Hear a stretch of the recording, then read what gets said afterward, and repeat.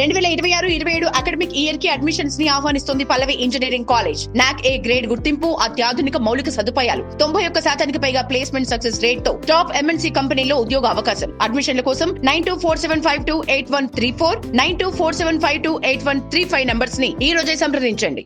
మీరు groups, SSC, banking, railway, police, DSC లేదా ఇతర పోటీ పరీక్షలకు సిద్ధమవుతున్నారా? అయితే ఈ వీడియోను చివరి వరకు తప్పకుండా చూడండి. ఎందుకంటే ఈ రోజు ఈ వీడియోలో ఇటీవల వార్తల్లో నిలిచిన 4 అత్యంత ముఖ్యమైన కరెంట్ అఫైర్స్ గురించి సులభంగా అర్థమయ్యేలా తెలుసుకుందాం. ఇవి రాబోయే పరీక్షల్లో ప్రశ్నలుగా వచ్చే అవకాశం కూడా ఉంటుంది. ముందుగా కేంద్ర ప్రభుత్వం ప్రకటించిన భారత్ ఔద్యోగిక్ వికాస్ యోజన రసాయన్ అంటే భవ్య రసాయన్ పథకం గురించి తెలుసుకుందాం. దేశంలో రసాయనాల తయారీలో స్వయం సమృద్ధి సాధించడం, దిగుమతులపై ఆధారపడ్డాన్ని తగ్గించడం ఈ పథకం ప్రధాన లక్ష్యం. ఈ పథకానికి కేంద్ర మంత్రివర్గం 3030 కోట్లు మంజూరు చేసింది. ఇందులో 3000 కోట్లతో 3 భారీ రసాయన ఫార్ములాలను ఏర్పాటు చేసి ఆధునిక మౌలిక సదుపాయాలు కల్పించనున్నారు. ఈ పథకం 2026-27 నుంచి 2030-31 వరకు అమల్లో ఉంటుంది. ఇక పరీక్షల దృష్ట్యా ఈ పథకం పేరు, బడ్జెట్, లక్ష్యాన్ని కూడా తప్పకుండా గుర్తుంచుకోండి. ఇక డిఆర్డీఓ మరియు అదానీ డిఫెన్స్ కలిసి భారత వాయుసేన కోసం అత్యాధునిక airborne early warning and control mark 2 వ్యవస్థను అభివృద్ధి చేయనున్నాయి.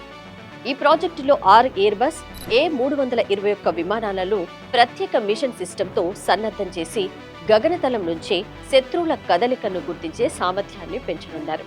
ఈ వ్యవస్థను 2032-33 నాటికి భారత వాయుసేనలో ప్రవేశపెట్టాలని లక్ష్యంగా నిర్ణయించారు. ఇక దేశ రక్షణ సామర్థ్యాన్ని మరింత బలోపేతం చేసే అడుగుగా దీనిని భావిస్తున్నారు. భారత దిగ్గజ గ్రాండ్ మాస్టర్ 5 సార్లు ప్రపంచ ఛాంపియన్ విశ్వనాథ్ ఆనంద్ అంతర్జాతీయ చెస్ సమైక్య ఫైడ్ తాత్కాలిక అధ్యక్షుడిగా బాధ్యతలు చేపట్టారు. ప్రస్తుత అధ్యక్షుడు ఆర్కాదీ డ్వర్కోవిచ్ వైదొలగడంతో ఈ బాధ్యత ఆనంద్కు అప్పగించారు.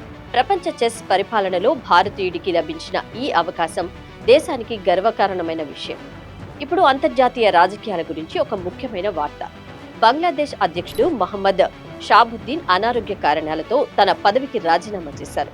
పదవీ కాలం ఇంకా మిగిలి ఉన్నప్పటికీ ఆయన తప్పుకోవడంతో కొత్త అధ్యక్షుడు ఎన్నికయ్యే వరకు పార్లమెంటు స్పీకర్ హఫీజ్ ఉద్దీన్ తాత్కాలిక అధ్యక్షుడిగా బాధ్యతలు నిర్వర్తించనున్నారు. ఈ అంశం కూడా అంతర్జాతీయ కరెంట్ అఫైర్స్ లో ముఖ్యమైనది.